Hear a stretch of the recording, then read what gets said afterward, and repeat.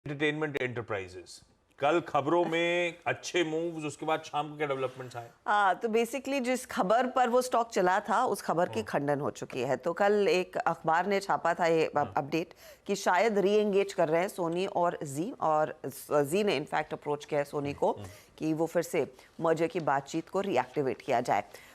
Stock 8% भागा। उसके बाद शाम को मार्केट बंद होने के बाद जी की तरफ से वो क्लैरिफिकेशन आया कि देखिए ऐसा कोई प्लान नहीं है, हम बातचीत वो शुरू फिर से नहीं कर रहे हैं, री एंगेज नहीं कर रहे हैं। लेकिन एक और डेवलपमेंट आई है और ये ब्लूमबर्ग के हवाले से एक आज सुबह में खबर आई है जिसका भी असर स्टॉक पर आज आता हुआ दिखाई देगा। दरअसल ब्लूमबर्ग कह रहा है कि सेबी दरअसल कंपनी की वैसे भी जांच कर रही थी जहां पर फंड डाइवर्जन के इश्यूज सामने उभर कर आ रहे थे और जो अब आंकड़ा देखने को मिल रहा है ब्लूमबर्ग की रिपोर्ट के लिहाज से वो अनुमानित अमाउंट से 10 गुना ज्यादा है, यानी कि 2000 करोड़ का फंड डाइवर्जन का डर है। ये दरअसल ब्लूमबर्ग की रिपोर्ट कह रही है और ये सभी से जो सोर्सेज से इंफॉर्मेशन उनके हाथ लगी है उनकी तरफ से अपडेट है। तो एक तरफ वो खबर का खंडन और दूसरी तरफ ये बड़े फंड डाइवर्जन की खबर का ओवरहैंग स्टॉक पर आज फिर देखने को मिलेगा। ओके, इस पे चर्चा हो चुकी है, इस पे बात हमेशा व्यू रखा है कि रिटेल तभी दूर ही रहे तो बेहतर है, तो इस पे फिर व्यू लेने की जरूरत नहीं। खबर है, पता होना चाहिए। जी एंटरटेनमेंट ध्यान रखिएगा, आज भी एफएनओ कर्व में जस का तस बना हुआ है, पर न्यूज फ्लोज काफी तगड़े हैं। थोड़ा सा दूर रहिए, वॉच आउट करिए स्टॉक को। कल के अच्छे मूव्स के बाद आज लग रहा है कि शायद दबाव वापस गहराता हुआ यहां नजर आए। हम गावस्कर का बहुत ख्याल रखते हैं। एचडीएफसी बैंक बताया, कल रिपोर्ट करा 2600 करोड़ रुपए की फंड बाइंग हुई है, इनका पोर्टफोलियो पिक। इंडसइंड बैंक पे भी हम खबर लेकर आ गए हैं गावस्कर। देखिए हम कितनी ख्याल रखते हैं आपके पोर्टफोलियो की सारी न्यूज पिक्स कैसे समेट के रखते हैं आप। लीजिए आपके लिए इंडसइंड बैंक क्यों चल रहा है, क्यों टेक्निकली पसंद आ रहा है, उसका रीजन समझिए।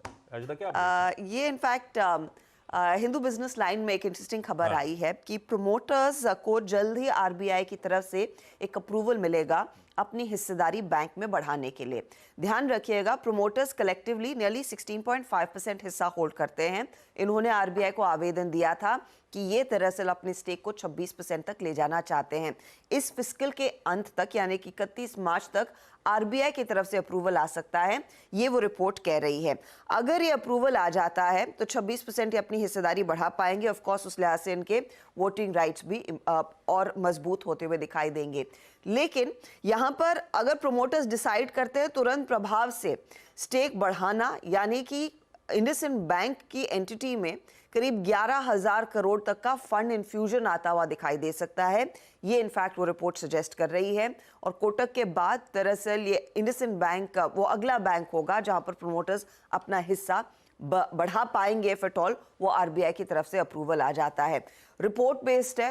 हमने अब तक इंडसइंड बैंक के मैनेजमेंट से बातचीत नहीं की है, इनफैक्ट वो मेल उनको भेजेंगे, लेकिन एक इंटरेस्टिंग डेवलपमेंट रहेगी आज स्टॉक के लिए। बिल्कुल, मैं एक चीज़ कहूँगा इसमें, लेकिन बहुत सारी रिपोर्ट इस तरीके की आएंगी और प्लीज़ उनके बेसिस पे स्टॉक पे इन्वेस्ट मत करिए। ये क्योंकि क्या हो रहा है ना, इंडसइंड बैंक खैर वैसे ही बहुत स्ट्रॉन्ग अप ट्रेंड में है, तो अगर आपको वैसे इन्वेस्ट करना अलग बात है, लेकिन ये सब आजकल बहुत काइट फ्लाइंग हो रही है आशीष। वैसे भी आरबीआई नॉर्मली काफ़ी अनकंफर्टेबल होता है अगर लार्ज कॉर्पोरेट्स बैंक में स्टेक बढ़ाएं, तो आरबीआई तो चाहता है एक्चुअली स्टेक कम करें जो लार्ज कॉर्पोरेट्स होते हैं। तो इसके लिए तो मैं इसको ना not with pinch of salt, मैं इसको with truck load of salt लूँगा इस खबर को। मेरे ख्याल से इस खबर पर और आप भी, और ऐसी खबरों में एक चीज़ का हमेशा ध्यान रखें, मार्च एंड ना कितना बचा है, 1 महीना बचा है, आ जाने दीजिए, उसको हो जाने दीजिए, पता चल जाएगा, उसके बाद ही कोई व्यू लीजिए। इस खबर पर आपको वैसे बाय करना अलग बात है, लेकिन प्लीज इस खबर पर चेज मत करिए स्टॉक को। खबर को ज्यादा रीड थ्रू मत करिए। टेक्निकली तो गावस्कर का आज प्रेफर्ड पिक है ही बना हुआ, तो स्क्रीन पे दिखा देता हूं, इस पर बातचीत करने की जरूरत है नहीं। आज का प्रेफर्ड पिक था इंडसइंड बैंक। कल अच्छे मूव्स आए थे और ये खबरों का तड़का ऐड हो गया है। अब लेकर आइए एबीबी का चार्ट। कल बाजार बंद होने के बाद Q4 के नंबर्स डिक्लेयर हुए। एबीबी पर सतपुत्र साहब चार्ट रेडी रखो, आप आता हूं आपके पास।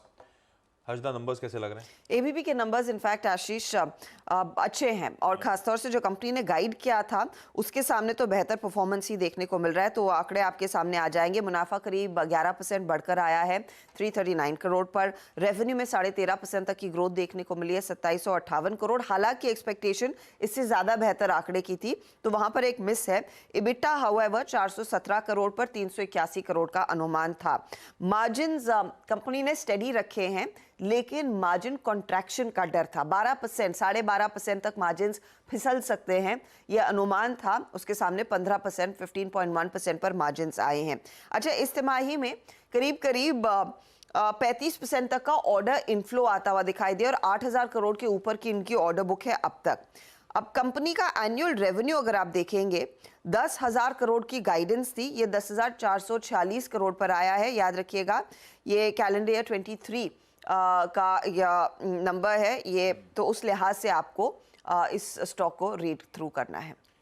एबीबी इंडिया नंबर्स अच्छे, order booking strong, in fact expectation से बेहतर मार्जिन्स भी, तो नंबर्स के लिए तो थम्स अप। सतपुते साहब, ये कंसोलिडेट कर रहा है, अच्छे नंबर्स पे चलेगा या नहीं, कैसा लग रहा है? आशीष जी, देखिए आपने बिल्कुल सही कहा, कंसोलिडेट कर रहा है। तो कंसोलिडेट जब हम बात करते हैं तो हमें सपोर्ट और रेजिस्टेंस की भी बात करनी होती है। तो as per the levels are concern, मेरे हिसाब से एबीबी का जो सपोर्ट बनता है वो है 4450, 4450 ये इसका सपोर्ट है, और रेजिस्टेंस है 4600 का। तो ये 150 पॉइंट में ये घूम रहा है। तो आज के लिए देखिए, मुझे लगता है कि यहाँ पे जो पॉजिटिव रिएक्शन आता है तो 4600 के आसपास एक बार हिट करेगा। अगर 4600 के ऊपर ट्रेड करना शुरू करे तो ये जो कंसोलिडेशन था इसका ब्रेकआउट मिलेगा, एंड इन दैट केस इसका जो टारगेट बनेगा वो सीधा बनेगा 4850। तो बायस पॉजिटिव है मेरे हिसाब से। सपोर्ट पे सिर्फ ध्यान रखें 4400 का, जैसे मैंने कहा 4450 का सपोर्ट है, तो आपका स्टॉप लॉस उस लिहाज से एडजस्ट करके रखें। लेकिन मुझे लगता है काउंटर कंसोलिडेशन के बाद एक ब्रेकआउट देना चाहिए। कंसोलिडेशन के बाद एक ब्रेकआउट का लाइक्लीहुड, और नंबर्स एबीबी इंडिया के अच्छे। मानस, हिंडाल्को का चार्ट आप रेडी रखना। हर्षदा, क्या अपडेट्स हैं हिंडाल्को की? हिंडाल्को में दरअसल इनकी सब्सिडरी नोवेलिस, जिसके नंबर्स हम काफी क्लोजली वॉच करते हैं आशीष, उसने यूएस में आईपीओ के लिए आवेदन दे दिया है। अब ऑफ कोर्स एसईसी कंपनी के खातों की जांच करेगी और जो भी अप्रूवल्स आएंगे वो आएंगे। तो लेकिन यहाँ पर ध्यान रखिएगा, जब नोवेलिस या आईपीओ लेकर आ रहा है, नोवेलिस के अकाउंट में वो पैसे नहीं आएंगे। लार्जली यहाँ पर कुछ स्टेक होल्डर्स जो अपना स्टेक ऑफलोड करना चाहते हैं, उनके अकाउंट में वो दरअसल पैसा आता हुआ दिखाई देगा। अब इसमें आपको रीड थ्रू ये करना है कि हिंडाल्को और आदित्य बिरला ग्रुप दरअसल उसका फायदा उठाता हुआ दिखाई देगा। अच्छे वैल्यूएशंस पर दरअसल ये आईपीओ आने वाला है, और रिपोर्ट्स ये भी सजेस्ट कर रही हैं कि ये जो पैसा हिंडाल्को के हाथ या फिर आदित्य बिरला ग्रुप के हाथ आता है नोवेलिस में कुछ हिस्सेदारी इस आईपीओ के जरिए बेचने के लिहाज से, तो वो शायद कुछ वोडाफोन आइडिया में भी आ सकता है। ऐसी अटकलें हैं। तो ये स्टॉक वैसे भी हिंडाल्को का रेडार पर रहेगा और बाकी आदित्य बिरला ग्रुप शेयर भी रेडार पर रखेंगे आप। अटकलों को रहने देते हैं, क्योंकि हिंडाल्को को खुद भी बड़ा तगड़ा केपेक्स करना है, जिस पे स्ट्रेच कर रहा था केपेक्स, तो स्टॉक भी अभी हाल में गिरा हुआ है। तो अटकलें छोड़ देते हैं हिंडाल्को, लेकिन नोवेलिस वैल्यू अनलॉक करने की तैयारी कर रहा है, तो इसीलिए रेडार पे खबर अच्छी है। मानस पिटने के बाद अब थमा है, कंसोलिडेट कर रहा है, कैसा लग रहा है? प्लेसिंग कैसी है स्टॉक की? तो देखिए, जगह तो बहुत अच्छी है क्योंकि स्टॉक करेक्ट हो चुका है। 200 मूविंग एवरेज के आसपास 5-6 दिनों से सपोर्ट ले रहे हैं, तो जो लेवल है वो तो काफी अच्छा है। लेकिन फिर भी कंफर्मेशन का वेट करिए। 520 रुपए के ऊपर सस्टेन होगा अगर स्टॉक, तभी खरीदारी करनी चाहिए। उसके ऊपर तो 550 तक के भाव ही आपको देखने को मिल जाएंगे। तो 520 के ऊपर खरीदारी करने की राय रहेगी। उस केस में आपके स्टॉप लॉसेस 509 रुपए के नीचे रहेंगे। बट अगर किसी ने ऑलरेडी लॉन्ग पोजीशन बना के रखी है तो 200 मूविंग एवरेज जो कि 500 रुपए है, उसके नीचे स्टॉप लॉस लगा के आप अपनी पोजीशन को होल्ड कर सकते हैं। अच्छा सावंत साहब, ग्रासिम और ग्रासिम के साथ एक काम करिए। अच्छा, इस बीच देवयानी इंटरनेशनल में जो यम ब्रांड्स इंडिया अपना माल बेचना चाहता था, सुबह से सीएनबीसी वाज जो रिपोर्ट कर रहा था, भाई साहब वो ब्लॉक विंडो में ट्रेड हो गया है। मेरे ख्याल से 4.4% हिस्सा बिकना था, हो चुका वो ट्रांजैक्शन, हाथों हाथ खरीद लिया गया है। तो एक खबर तो ये हो गई। रखिए देवयानी इंटरनेशनल रडार पे। अब देखते हैं ओपनिंग के बाद किस तरह के मूव्स दिखाता है, उसके बाद इसको रिविजिट करेंगे। लेकिन सॉरी सावंत साहब, आपसे कह रहा था मैं ग्रासिम, और साथ में हुआ तो एशियन पेंट्स का चार्ट टटोल के रखिएगा। दरअसल जेफरीज की ग्रासिम इंडस्ट्रीज पे एक रिपोर्ट आई है, बाय कॉल, क्योंकि हिंडाल्को की चर्चा हुई तो मैंने कहा ग्रासिम यहीं पे निपटा देता हूं। 2300 के लक्ष्य हैं और ये कह रहे हैं ऑल सेट अपने पेंट प्रोडक्ट्स को लॉन्च करने के लिए, और हाईली एंटिसिपेटेड फर्स्ट प्लांट जो पेंट का है वो इसी महीने मतलब अब तो 8 दिन बचे, हफ्ते होने वाला है। लास्ट ही तो हफ्ता बचा है ट्रेड का, महीने का। तो पहला प्लांट इनॉग्रेट होने जा रहा है और इन्होंने सारा वो प्लांट केपेक्स का मेजॉरिटी स्पेंड कर दिया है। वो तैयारी ऐसी है 2300 के लक्ष्य के साथ ये बैठे हैं। हालांकि 2300 का लक्ष्य मतलब 100 रुपए तो उपसाइड दे रहा है, मार्केट परफॉर्म टाइप दिख रही है मुझे।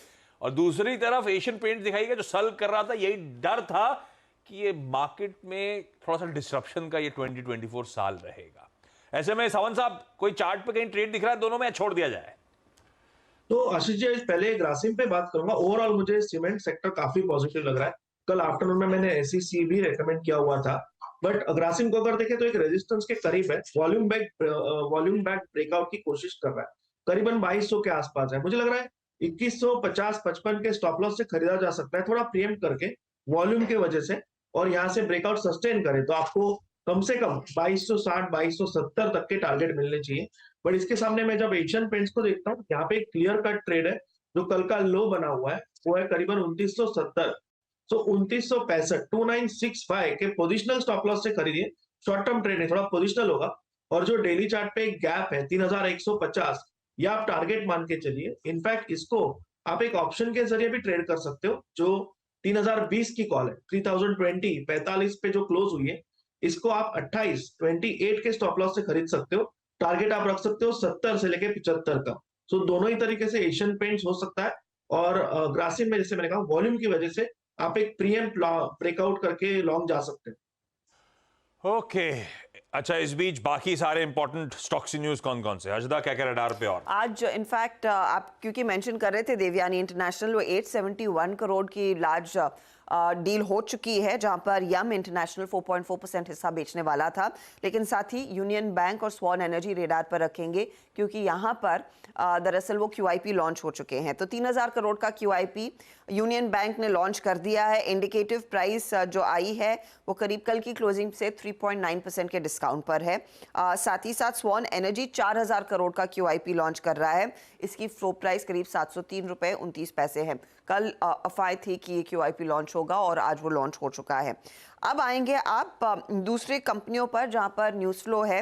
एक तो ब्लॉक डील्स में कल आपको याद होगा वर्लपूल की हम बात कर रहे थे, जहां पर प्रोमोटर अपनी 24% हिस्सेदारी मार्केट में ही बेचता हुआ दिखाई दिया।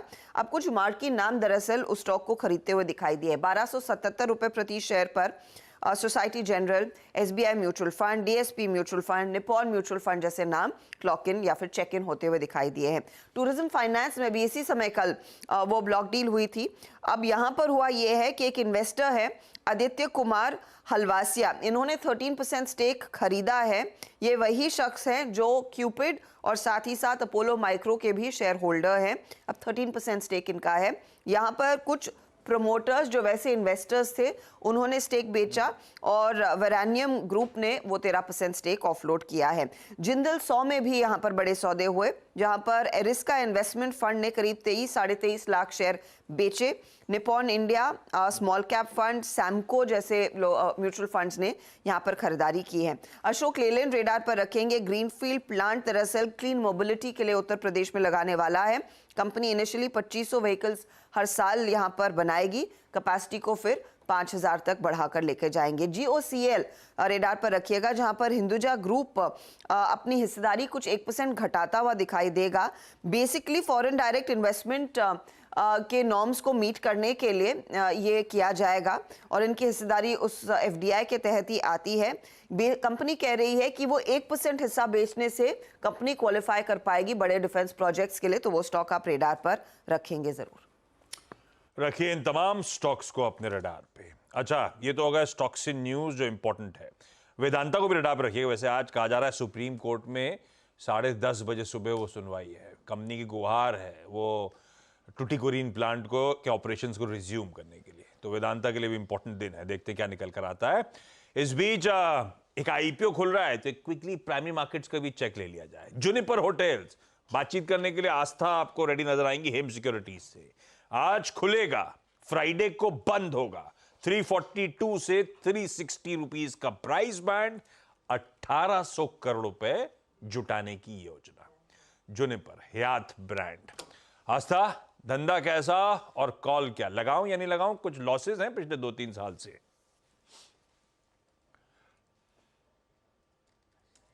आज गजब है, सब म्यूट पे हैं। आस्था आवाज नहीं आ रही है, अनम्यूट करना पड़ेगा। Sorry. Good morning Ashish ji. Good बिल्कुल, यहाँ पे देखा जाए तो आपने सही बोला, कंपनी लॉसेस में है लास्ट कुछ ईयर से। तो सबसे पहले रेटिंग दूंगी, सब्सक्राइब की तो रेटिंग है, लेकिन लॉन्ग टर्म के लिए लगाइए। लिस्टिंग गेन के दिन, लिस्टिंग डे के दिन मुझे लगता है बहुत ही लिमिटेड लिस्टिंग गेन होने की यहाँ पे उम्मीद है।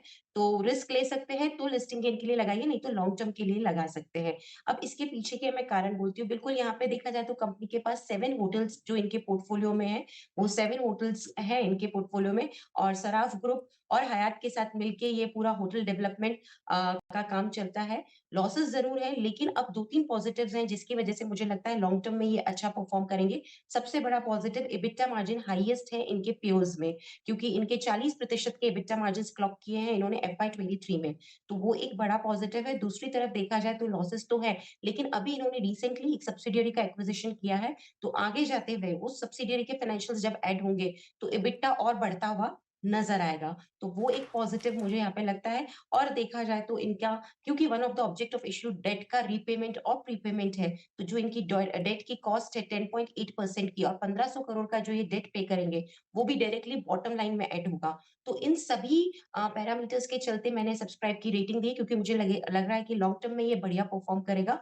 लिस्टिंग डे के दिन की बात करें तो रिस्क ले सकते हैं, तो बहुत ही मिनिमम लिस्टिंग गेन के लिए भी लगा सकते हैं, लेकिन मेन पर्सपेक्टिव लॉन्ग टर्म का रख के लगाने की राय रहेगी। ओके, चलिए भाई, लंबी अवधि के लिहाज से चाहे तो इसमें निवेश किया जा सकता है, सब्सक्राइब किया जा सकता है। जोड़ूंगा, मुझे IPO अच्छा लग रहा है वैसे। और आज हम इसकी मैनेजमेंट से बात करेंगे 10 बजे, तो उनसे थोड़े सवाल पूछूंगा मैं। तो जुड़िएगा आज हमारे साथ 10 बजे। आज उनकी मैनेजमेंट जोड़ने वाली है हमारे साथ। लेकिन ब्रांड अच्छा है, प्लस क्या है ना, ये सेक्टर अच्छा है। अब इस सेक्टर में ज़रूरत है हमको और स्टॉक्स की। अब तक ले दे के एक ही नाम होता था, इंडियन होटल। उसके बाद फिर ऑब्वियसली लेमन ट्री था, वो भी पिछले 4-5 साल में लिस्ट हुआ था। उसके बाद एक वो सामी होटल लिस्ट हुआ। सामी होटल्स के भी काफ़ी ब्रांड्स जैसे मैरिट वगैरह के, ये हयात ब्रांड है जैसे। तो ये एक अच्छी चीज़ है कि थोड़ा सा ये सेक्टर जो है ना, हमको थोड़ा सा ब्रॉडन करने की ज़रूरत है। ऐसा अच्छा है थोड़ी सी और लिस्टिंग हो ऐसे होटल स्टॉक्स की, तो एक अच्छा अपने को एक बैरोमीटर मिलेगा। वरना ले दे के सब सिर्फ इंडियन होटल्स ही लेते हैं, तो एटलीस्ट ऑप्शन होना चाहिए और स्टॉक्स लेने का। रखिए रडार पे और 10 बजे जुड़िएगा, IPO की बारीकियां वहां पे जान लेंगे। एक काम करें, अब तो ट्रांजिशन का समय है, मुनाफे की तैयारी पूरी डिटेल में बातचीत हो गई, सेकेंडरी और इवन प्राइमरी मार्केट्स की समेटते हैं और अब शुरुआत करते हैं पहला सौदा की। बता दें कि मनी कंट्रोल पर दिए गए विचार एक्सपर्ट्स के अपने निजी विचार होते हैं। वेबसाइट या मैनेजमेंट इसके लिए उत्तरदायी नहीं है।